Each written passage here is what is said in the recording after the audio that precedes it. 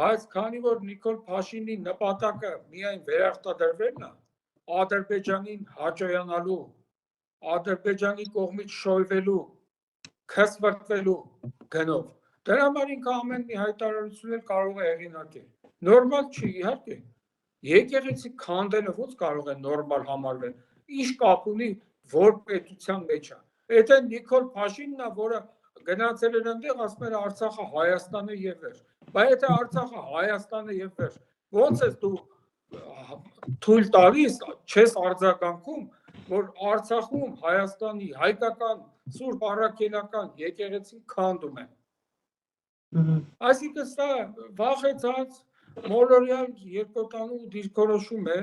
ինքը վախենում է որևէ ձևով հակադարձել Ալիևին։ Հարգելի պարոն Սիմոնյան, դուք տեսել եք այս վերջին ժամանակները, որ նա Ալիևի որևէ հայտարարության